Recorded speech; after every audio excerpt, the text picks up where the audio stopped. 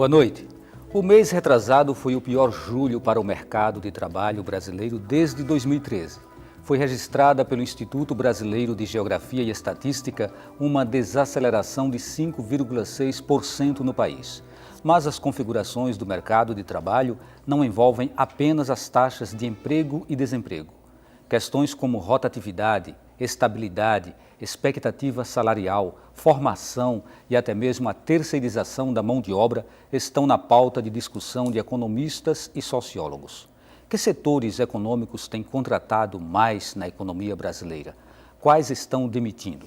Quais são as perspectivas para o mercado de trabalho nos próximos anos? A dinâmica do mercado de trabalho é o tema do Opinião Pernambuco de hoje. Para o debate, convidamos o professor de Direito Empresarial da Faculdade Guararapes, Fábio Silveira, a técnica do Departamento Intersindical de Estudos Socioeconômicos, Milena Prado, e a assessora de Política do Trabalho e Renda da Superintendência Regional do Trabalho e Emprego em Pernambuco, Neide Belém. Lembramos que você pode participar do programa enviando perguntas e comentários para o e-mail opiniãotvu@gmail.com, pelo telefone 34236836 ou pelo Twitter @opiniãope. Sejam todos bem-vindos. Obrigado. E aí vamos falar sobre esse tema tão vasto. Gostaria de começar com o professor Fábio. Professor, sempre que há uma desaceleração em alguma taxa, como foi o caso de julho, ter havido essa desaceleração na taxa de emprego, o mercado se preocupa.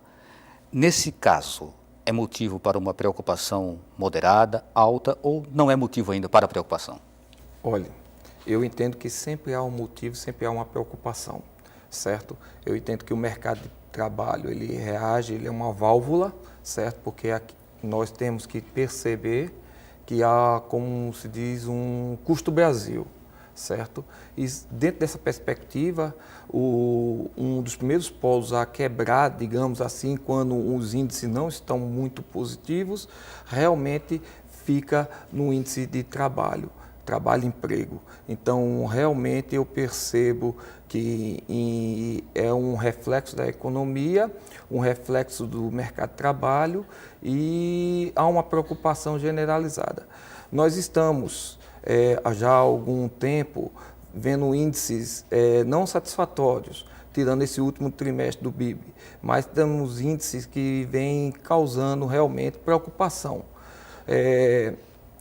Houve uns dados aí que realmente a produção teve uma melhora, principalmente no campo agroindustrial, certo? Mas mesmo assim a gente tem que olhar com uma certa cautela. Eu não prevejo um certo otimismo sobre esses primeiros dados que estão chegando, uma mudançazinha. O Brasil sempre anda aos poucos, bem de forma cautelar, bem pacífico, bem lento, e eu acredito que a economia está um pouco estagnada, mas houve uma melhora significativa. Esse sinal de recuperação do PIB, Milena, ele enfraquece a tese de que nós estamos num momento grave em relação ao mercado de trabalho? Bom, a gente faz uma pesquisa, boa noite primeiro a todos e a todas.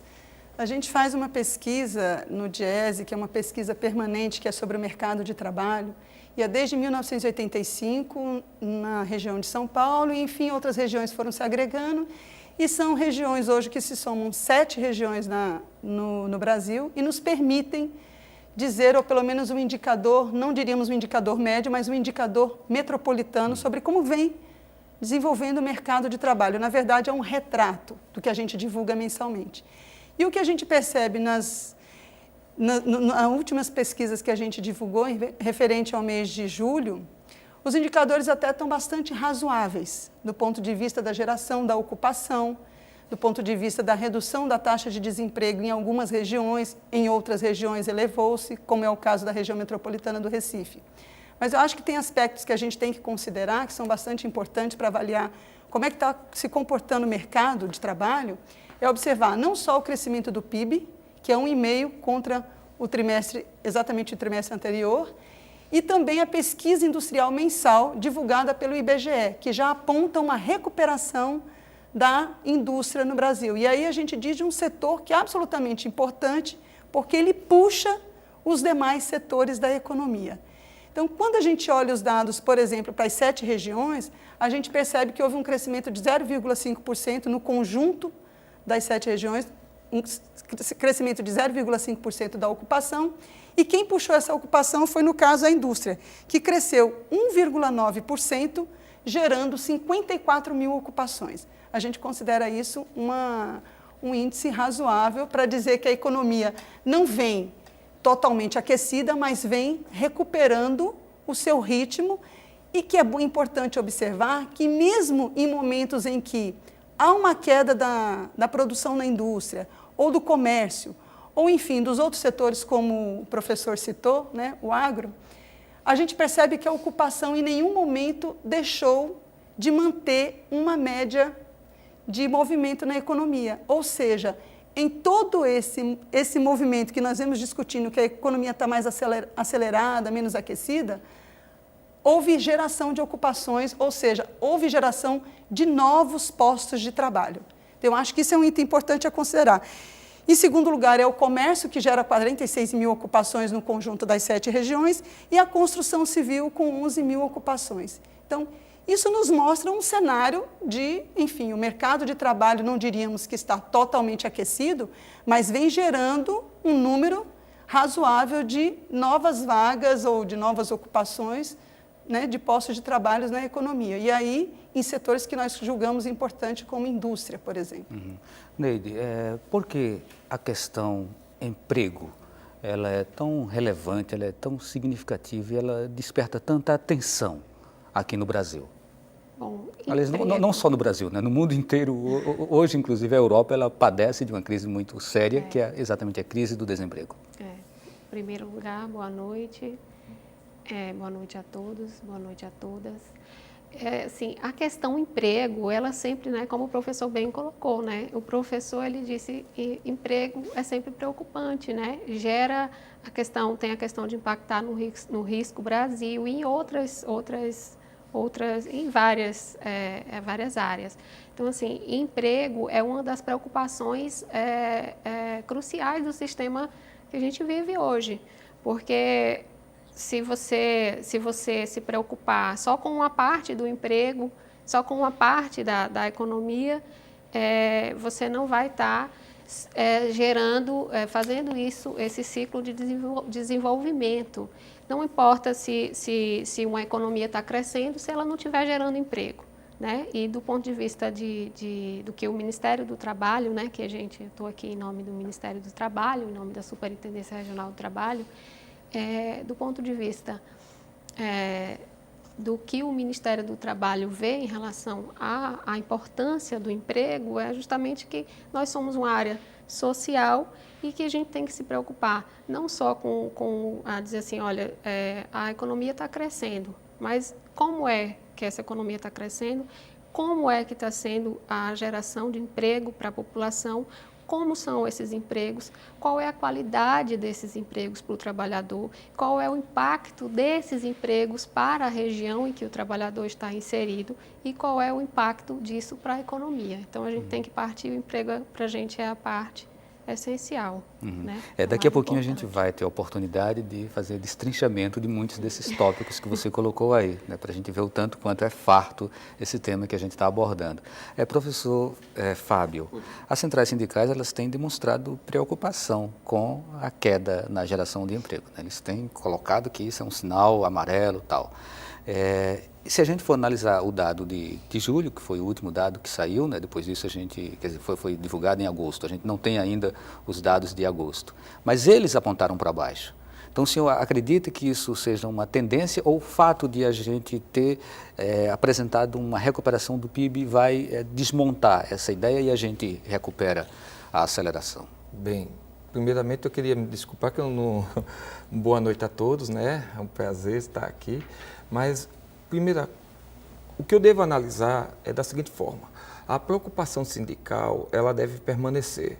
Eu não analiso que de imediato, né, os índices satisfatórios que tivemos agora no último sejam aqueles que vão tampar todo esse buraco, esse volume digamos, de dados que foram, de uma certa forma, negativos nos últimos meses, certo? Uma instabilidade econômica ainda. Eu percebo isso mesmo na própria instituição de ensino lá, que ela é grande, e vejo o número de alunos que recebemos de várias espécies, mas eu percebo também que eu tenho amigos do campo sindical que eles analisam com certa cautela. É como eu tinha dito anteriormente, eu fico sempre no cuidado, na preocupação de ver os dados. De repente houve uma melhoria, mas até onde vai essa melhoria? Tá certo? O índice ainda não está totalmente satisfatório, o crescimento ainda não é forte e há setores que ainda não conseguiram, digamos, alavancar.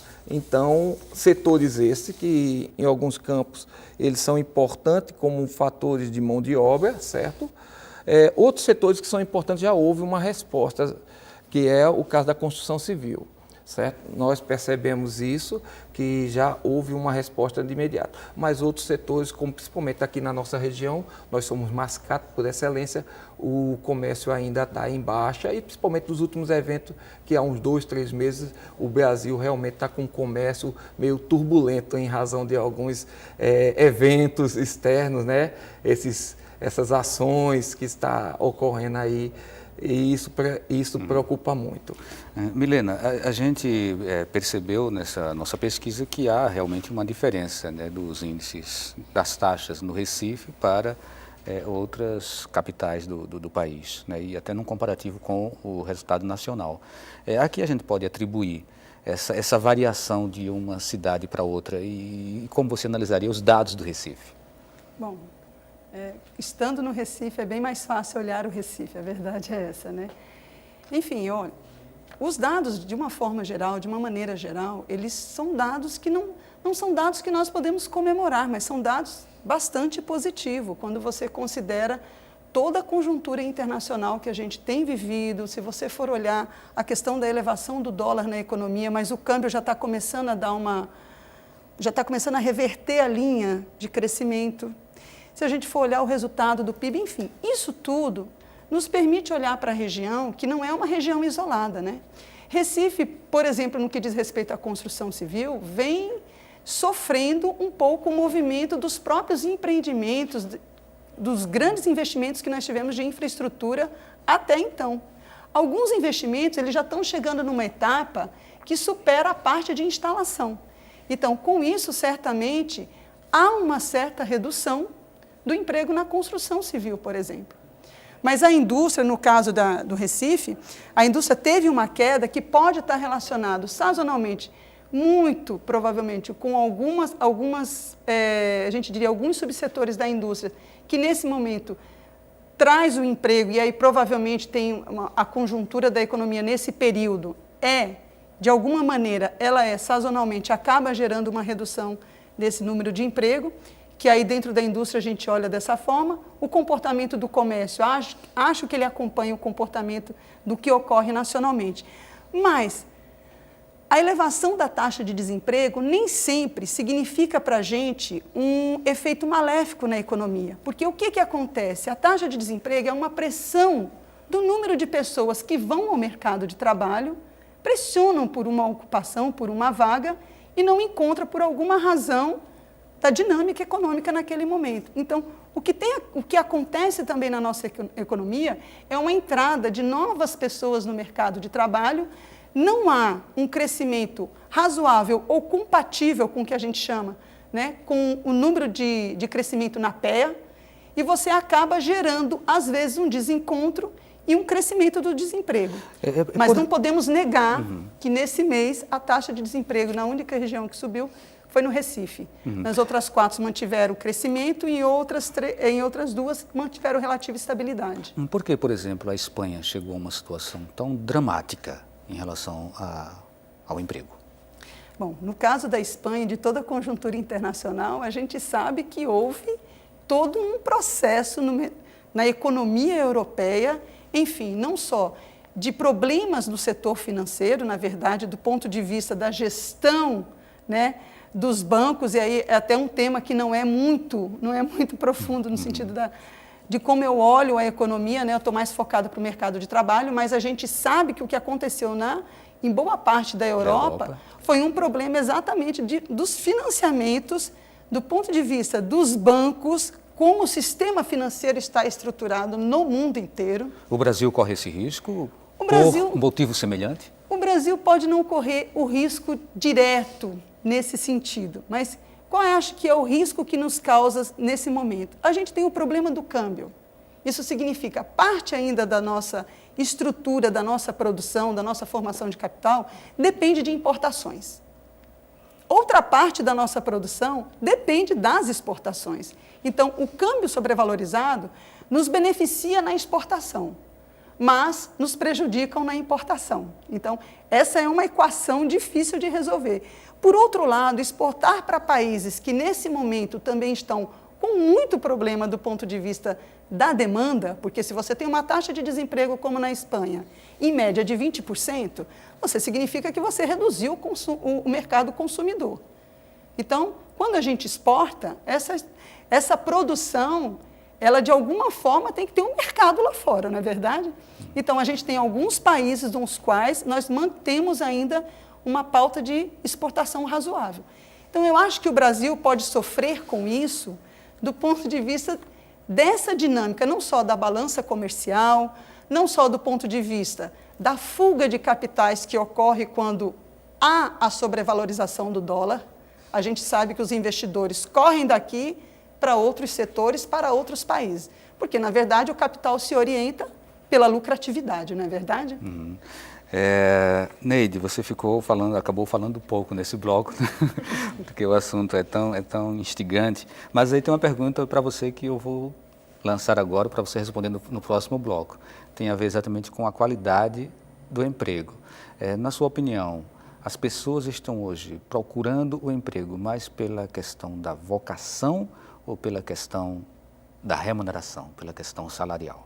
Bom, você responde essa pergunta no próximo bloco. A gente lembra que você pode participar do programa enviando perguntas e comentários para o e-mail opiniãotvu@gmail.com, pelo telefone 34236836 ou pelo Twitter @opiniãopr. A gente volta dentro de um instante.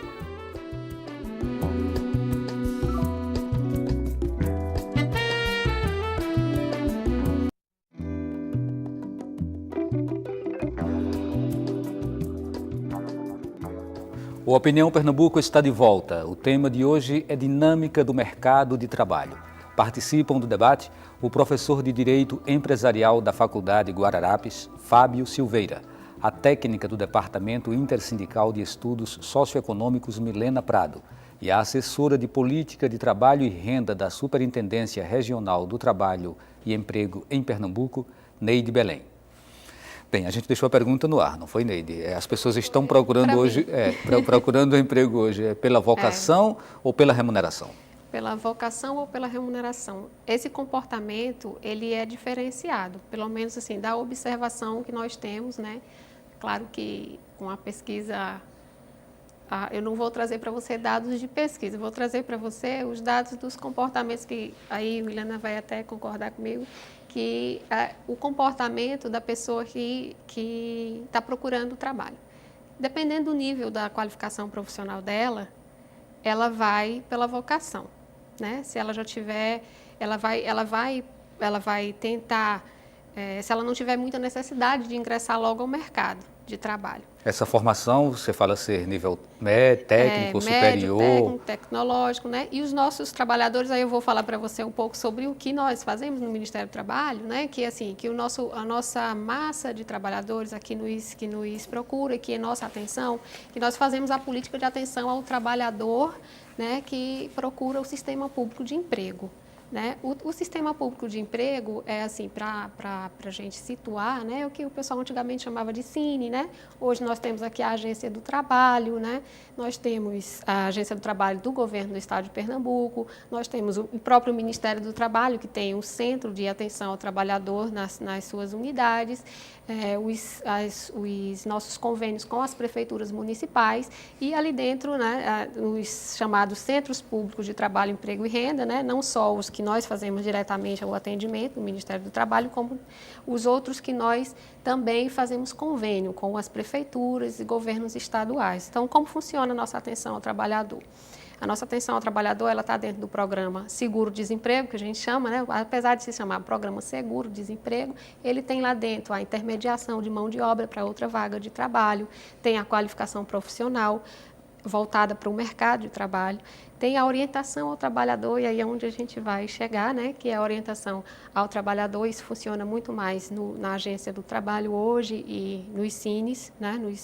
Nos sistemas públicos. Nós temos uma unidade do sistema público em Jaboatão, temos unidade ali próximo ao Marco Zero. Então, assim, como funciona? E qual é a orientação? É busca um emprego sustentável ou vai em busca da sua vocação? Normalmente, o trabalhador que está na ocupação básica, que nós chamamos que é aquela que tem a formação inicial, ele tem aquele antigo 2º grau, no máximo ele tem, aí ele vai procurar muito porque ele está precisando ingressar no mercado de trabalho. Então, aquele trabalhador de baixa renda, né, que está ali precisando, normalmente o jovem que está estudando ainda vai procurar, ele vai ao centro público, ou aquela pessoa que já está com a idade mais avançada, né, que o mercado faz as suas exclusões, né, então aquela pessoa vai procurar e normalmente ela chega e fala, eu preciso fazer um curso de qualificação profissional para ingressar no mercado de trabalho, ou eu vou ingressar nessa área porque é onde tem o emprego. O emprego é esse, aí ele vai. Então, o comportamento do trabalhador vai variar, né? Se é o trabalhador que ele já tem uma estrutura melhor e não precisa ingressar logo no mercado de trabalho, aí a Milena é boa para falar sobre isso, porque tem o trabalhador que ele está num trabalho, mas ele quer ir para outro, ele quer migrar, né? Ele não está ali por vocação, ele entrou porque ele necessita daquele trabalho. Então, existem as duas coisas. Tanto a vocação, que o trabalhador chega e fala, olha, eu quero me qualificar para essa área, né? Ele vai por vocação. E o trabalhador que chega por necessidade. Esse que chega porque ele está precisando daquela vaga, então ele vem e fala, olha, eu tenho essa qualificação profissional, mas eu posso ir para essa, se o emprego estiver aqui, eu vou para essa. E nesse aspecto, né, o Programa Seguro-Desemprego, atualmente, a gente tem uma articulação entre o Ministério do Trabalho e o Ministério da Educação. Então, quando chega esse trabalhador para a gente, que ele tem uma certa reincidência em estar dentro do Programa Seguro-Desemprego, recebendo o seguro-desemprego, então ele tem três entradas nos últimos 10 anos, então a gente tem uma outra orientação para ele. Então, qual é a orientação? Ele vai entrar e se candidatar a um dos cursos que nós estamos oferecendo. Aí nós já estamos entrando com o MEC, que vem trazer a educação técnica e tecnológica, com o Ministério do Trabalho com a educação profissional básica. Certo. Queria passar a palavra para o professor Fábio. Professor, é rotatividade que a gente vai discutir. E às vezes eu estou em carro, às vezes eu pego ônibus, né? E na parada de ônibus eu presenciei um diálogo que me chamou a atenção. Umas duas moças estavam conversando e falavam sobre um outro colega que ainda não tinha saído do emprego e já estaria entrando no 3º ano. E aquilo, para essas duas meninas que conversavam, parecia uma coisa absurda. Como ele conseguiu estar até hoje? Meu Deus do céu, ele não tem expectativa de crescimento, não. Ele continua ainda, sabe, nesse tipo de emprego, e me parecia que fosse um primeiro emprego. Então, a que se deve essa rotatividade? A Neide já colocava um pouco isso, né, em relação ao perfil de quem está ingressando nesse mercado. Eu gostaria que você falasse um pouco sobre isso que o pessoal chama de default, né, de rotatividade dentro das empresas. Certo, veja só. Eu gostaria até de seguir a linha Neide, principalmente porque, como formador de opiniões dentro da universidade e como termômetro, que a gente percebe bem o que está se passando no mercado, a gente tem uma análise mais aprofundada sobre a formação, e isso talvez tenha sido um dos pressupostos para essa rotatividade. A falta de formação mesmo da região, certo? Com o SUAP chegando aí, nós percebemos que um grande número do nosso público jovem, ele busca cursos de tecnólogos, né, que possam satisfazer o mais rápido possível a eles esse campo do primeiro emprego, certo? E esse curso também, ele, de certo modo, eu digo a eles, cuidado, vejam a vocação, vejam direitinho o campo do trabalho, vejam até onde vocês vislumbram atingir ou ser dentro das organizações. Por quê? Porque diante disso vocês podem entrar, os cursos são geralmente como curso de logística. O curso de logística aqui na região é o curso, eu acho que é um dos cursos número 1. É um curso que está sempre lotado, está sempre com público, tá certo? Tem uma procura, está tendo necessidade de mercado, o nosso público não tem essa formação. Com o SUAP, com as indústrias modernas, com a tecnologia chegando, estamos buscando esses novos cursos, né? Os cursos da área de negócio, eles estão chamando mais o nosso público mais novo, vindo do 2º grau, para essa formação.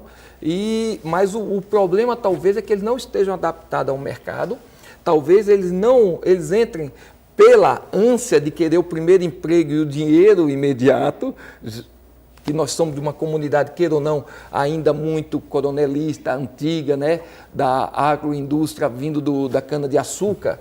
Então, nós temos um público ainda para ser, como se diz, apanhado e lapidado na parte da educação superior e preparado para o campo do emprego. E eu vejo que quando está dentro do emprego, há certos problemas que realmente causam a rotatividade. Até a saída, a procura de outro curso, certo? Uhum. Já outros cursos como Direito, aí é mais vocação.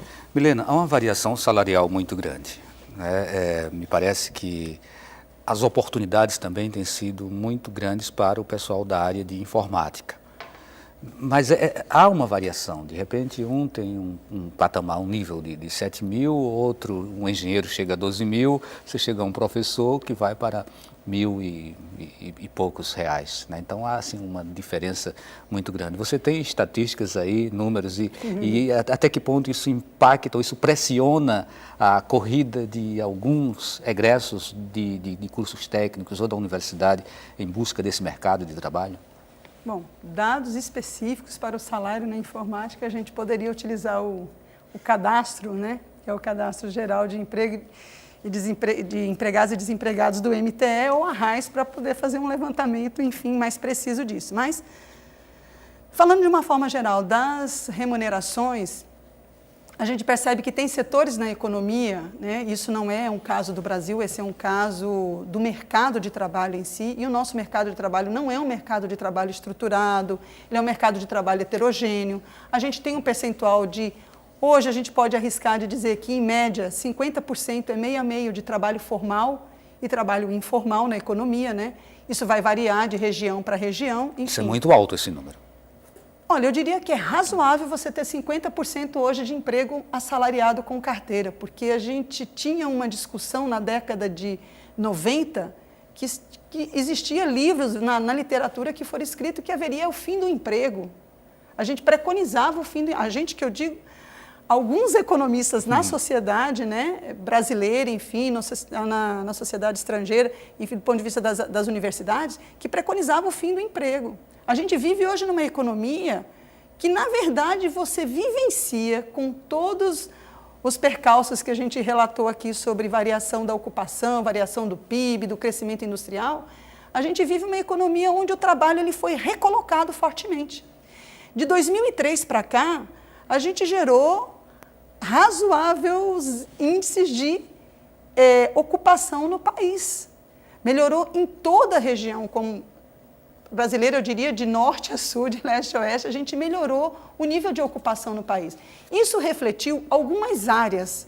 A gente sabe que a construção civil cresceu muito porque foi um período de muita implantação de investimentos em infraestrutura. A gente sabe que a indústria, em seu sentido maior, também puxou do ponto de vista de novos investimentos, a indústria do ponto de vista de transporte, né? Geração. Bom, o que se foi produzido de carro, a indústria automobilística, nos últimos anos nesse país, ainda contando com os incentivos que tem para a economia nesse sentido, gerou-se também outras ocupações ou outras prioridades no mercado de trabalho que elas se tornaram, diríamos, algumas vedetes, né, do mercado de trabalho. Entre elas, a gente vê a informática.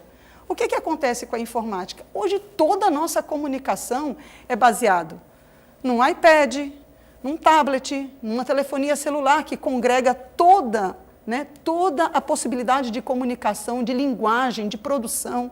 Então, para isso, você tem uma série de profissionais por trás. Só que esta área é uma área que, em si, acumula o pleonasmo, mas assim, acumula uma formação significativa do ponto de vista da escolaridade ou do ponto de vista dos cursos técnicos. E é uma área ainda que existe oportunidade, muita oportunidade de ingressar novas pessoas. Então, quando você tem no mercado, somada a escolaridade, somada a formação técnica desse trabalhador ou de quem demanda uma vaga no mercado de trabalho, somado a isso, você tem áreas que a disponibilidade, ainda de pessoas atenderem a demanda desse tipo de serviços especializados, de produção técnica, ora, você cria na economia, onde você tem uma menor oferta de pessoas para atender, você também tem uma maior oferta de remuneração para isso. A gente observa que os salários, em geral, tendem a reduzir em setores como comércio, em setores como serviços não especializados, ou seja, naquelas ocupações que nós julgamos mais precárias onde as pessoas ocupam. E naquelas ocupações onde você tem o menor nível de escolaridade colocado. E que isso ocupa a maior fatia. Isso ocupa uma boa fatia do mercado de trabalho. Então, em geral, os jovens, que Neide se referia na sua resposta, os jovens que têm baixa escolaridade, que têm um compromisso, inclusive, muitas vezes, de compor a renda familiar para a sobrevivência e sustento dessa família, essas pessoas não têm como correr atrás de uma formação intelectualizada, chegar até uma universidade e, com isso, agregar na sua formação a condição de disputar uma melhor oportunidade de trabalho, uma oportunidade de trabalho mais valorizada, que eu diria os empregos que nós chamamos mais valorizados na economia, em detrimento dos empregos menos valorizados. Então, me parece que não há uma outra escapatória se não levar em consideração a questão da qualificação, que é exatamente a educação, a busca da educação. E aqui é uma pergunta do Jair, do Jordão Alto, para a Neide. Como nem todos os cidadãos têm acesso, por exemplo, a cursos de qualificação, como o governo vem os auxiliando para superar as dificuldades inerentes à busca de emprego? Boa pergunta do Jair, Jordão é Jaboatão, o bairro? Jaboatão? Eu acredito que sim, Jordão é Jaboatão. Não é isso, Aimone? É fronteira, mas já pertence a Jaboatão, Dá uma conferida aí. É Recife ainda? Bom, o pessoal da produção está falando que é Recife. Falar bem direto aqui para as pessoas que estão querendo acessar essa oferta de qualificação, que é um direito do trabalhador. Ela é financiada com recursos do Fundo de Amparo ao Trabalhador, Então, ela tem toda uma lógica de ser acessível ao trabalhador que esteja os nossos públicos, que nós chamamos os nossos públicos prioritários. Então, o jovem é um dos públicos prioritários da qualificação profissional no Ministério do Trabalho. Tem a qualificação profissional com o recurso do Fundo de Amparo ao Trabalhador, que eles podem se direcionar, As nossas unidades de atendimento para inscrição para curso de qualificação são as unidades de atendimento em Jaboatão. Nós temos em Jaboatão Centro, que é a unidade do Sistema Público de Trabalho, Emprego e Renda. É uma conveniada nossa, que nós temos convênio com as prefeituras, Então, o Ministério do Trabalho repassa os recursos para a qualificação para a área de Jaboatão. As prefeituras acima de 200 mil habitantes podem ter convênio conosco. Então, em Jaboatão, ele vai procurar lá o pessoal na Avenida Dantas Barreto, Jaboatão Centro, fica em frente à estação do metrô. E aqui em Recife nós temos, eu já disse, na Rua da Aurora, para se inscrever para curso de qualificação profissional.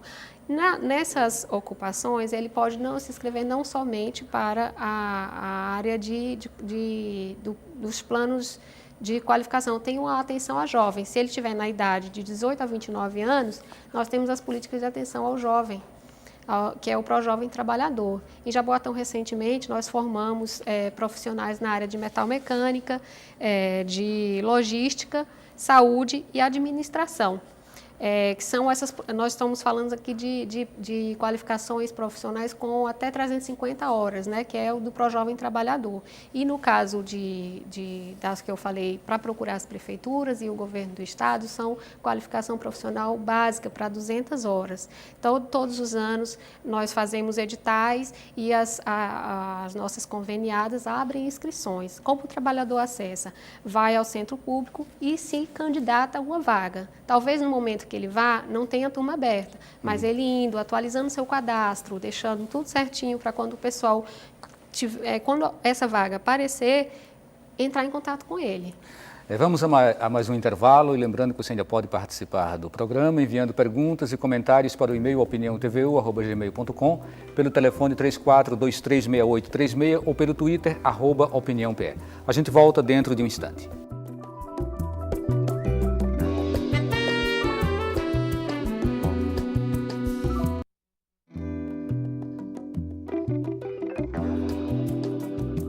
Estamos de volta com o Opinião Pernambuco. Hoje discutimos a dinâmica do mercado de trabalho.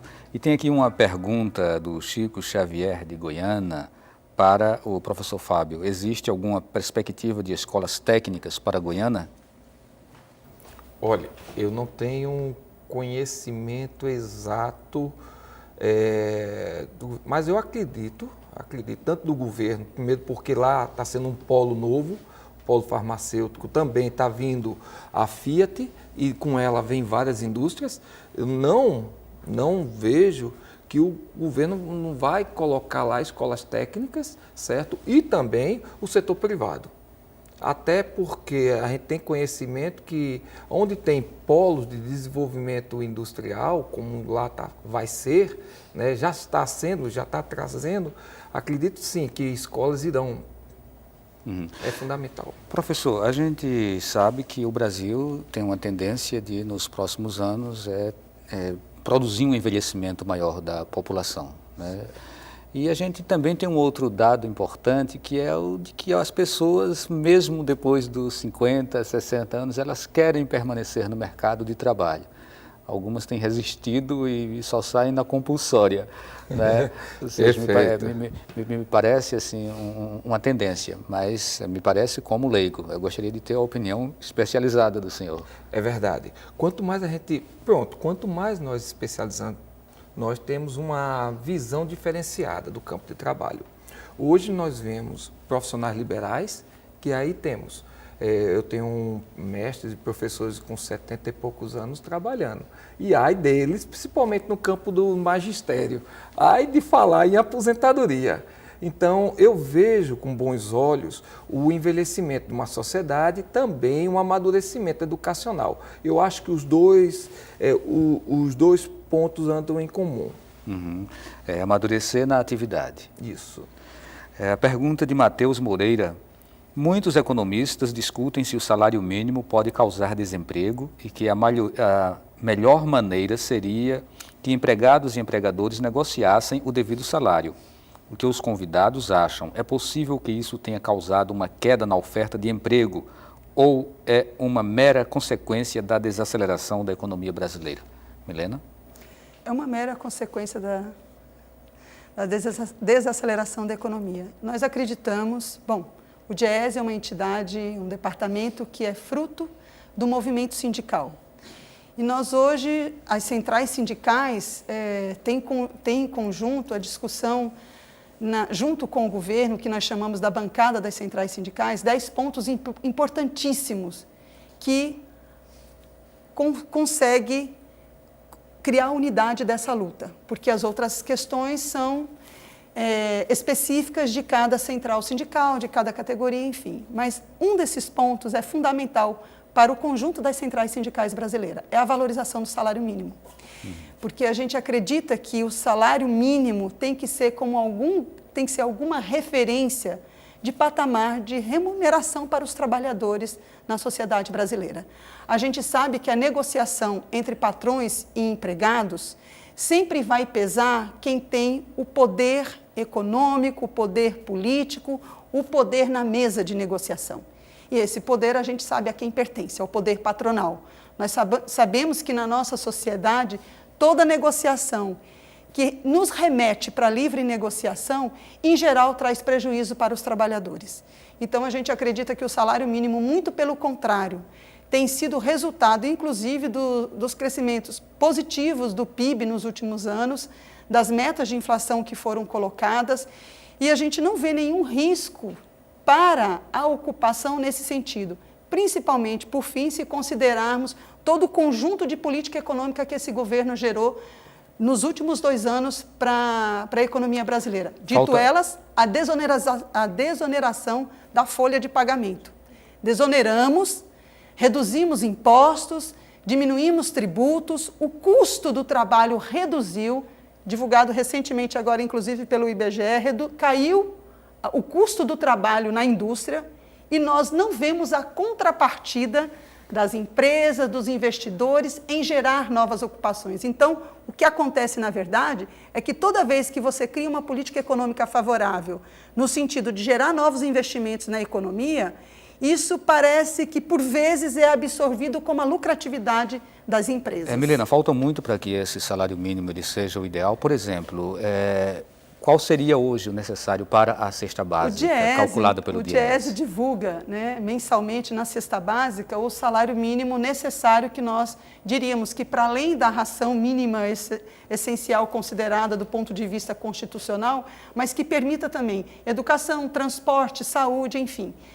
Eu não tenho preciso para você o valor, mas está em torno de R$ 2.400. Esse seria o salário mínimo para que uma família digna, uma família de 4 pessoas, conseguisse dignamente recompor a sua força de trabalho, gerar um processo educativo na própria família e ainda ter acesso a todas as outras políticas. E para 2014 está previsto 712, eu acho.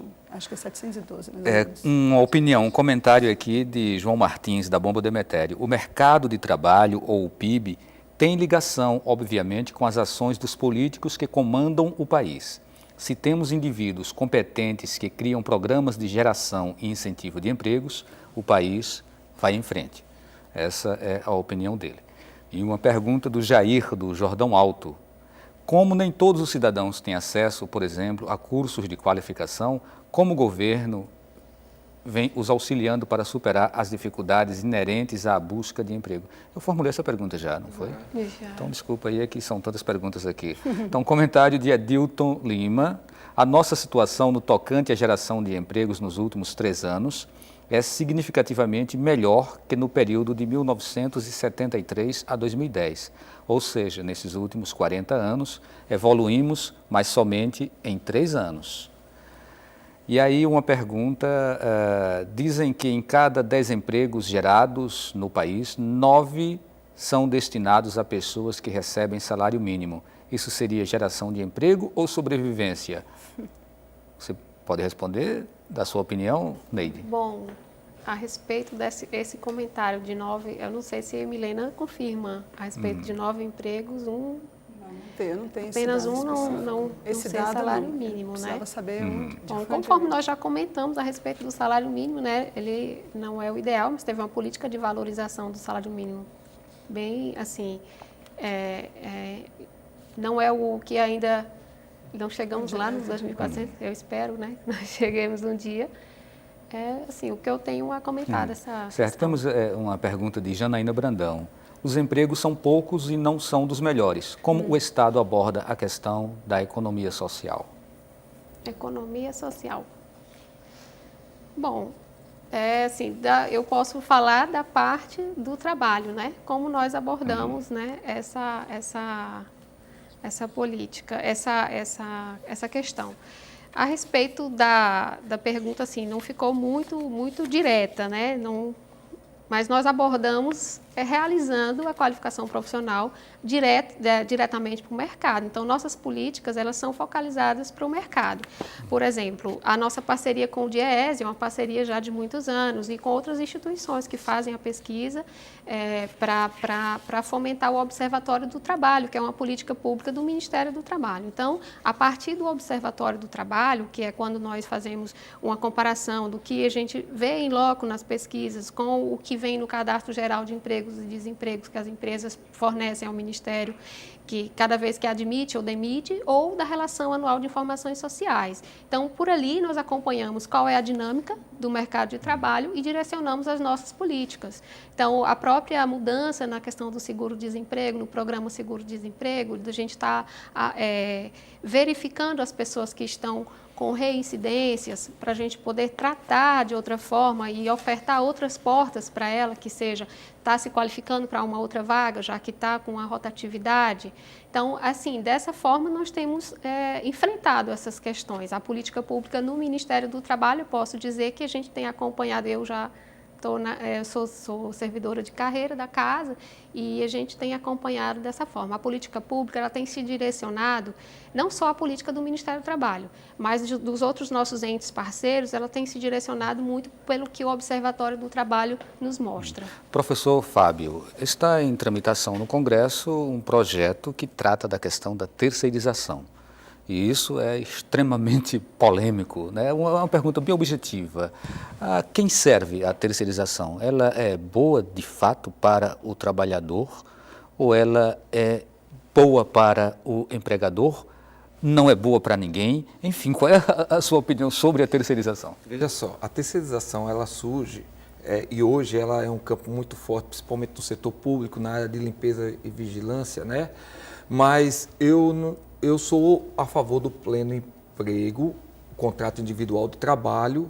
Eu acho que a terceirização, eu gosto de ver sempre o teor da lei ao final, depois de tamanhas discussões, o que vai sair realmente como resultado, certo? Eu não vejo com bons olhos a terceirização, porque nós já tivemos aqui, no mundo do trabalho mesmo, problemas de cunho de empresas terceirizadas, certo? Porque a terceirização ela deve abranger, o trabalho temporário, um trabalho voltado para a área de limpeza e vigilância, e o que nós já vimos já foram verdadeiros problemas sociais, certo? Verdadeiros desmando, descaminho. Organizações empresariais dizendo que estão fazendo terceirizações, fugindo da atividade, colocando a terceirização na atividade fim da organização, que não deve ser essa. A terceirização deve ocupar as extremidades, as laterais, não a atividade fim, a atividade meio, o fator principal de produção. E eu tenho que esperar, nós temos que esperar para ver. Eu espero que não... É o caso só de esperar ou o caso de a sociedade se mobilizar e participar dessa discussão? Aí é que está, até nesse último mês, há essa mobilização. Espero que agora entre nessa seara, certo? Que haja análise aprofundada disso e que vão discutir isso mais com certa profundidade do direito mesmo, para que não venha regras que venham prejudicar o trabalhador como um todo. Porque o trabalho é direito fundamental e até as verbas rescisórias e outros direitos fundamentais devem ser preservados acima de tudo, mesmo que venha essa, como nós podemos dizer, essa arrumação legal para dar digamos, desvirtuar os mecanismos de trabalho mesmo. Tá claro que eu não ia deixar a Milena sem entrar nessa discussão. Milena, a palavra está com você. Muito obrigada, Cláudia. Valdir. Desculpa. As centrais sindicais estão em plena profusão de debate, de protesto, das paralisações, das passeatas, enfim. As duas últimas paralisações esteve presente na agenda sindical exatamente contra o projeto de lei que regulamenta a terceirização da forma como está posta. Então, as centrais sindicais estão mantendo esse debate nesse momento, voltam para o próximo debate, para a próxima discussão que vai ter de negociação, não só com a Câmara, mas com o ministro do Trabalho, enfim, todos que estão envolvidos nesse debate, nesse momento, do ponto de vista do governo federal. Você disse da forma como está posta. Como está posta? Recuperando a última referência dele, principalmente o que coloca para a atividade fim. Principalmente. Por que não é só olhar o ponto de vista da atividade fim? Acontece que as nossas relações de trabalho, a forma contratual que o mercado de trabalho brasileiro já se pauta, é bastante flexibilizado. Já é uma relação de trabalho muito flexibilizada. Então, você colocar nesse conjunto, onde você já tem um alto índice de rotatividade na economia, né, que os trabalhadores são admitidos e demitidos do ponto de vista do rebaixamento salarial, do ponto de vista simplesmente para os ajustes que a própria empresa faz da mão de obra ao longo de um ano. Enfim, vários elementos na economia ou na justiça, na jurisdição do trabalho, na verdade, desculpa, já coloca o trabalhador numa posição desigual diante da negociação com o capital. São opostos que se negociam. Por isso que a livre negociação aí é complicada. São opostos onde um tem o poder e o outro apenas a força de trabalho para vender. Então, terceirizar significa você precarizar ainda mais o mercado de trabalho, como já é o mercado de trabalho brasileiro. Principalmente em situações, em atividades, que você já tem uma regulamentação flexibilizada.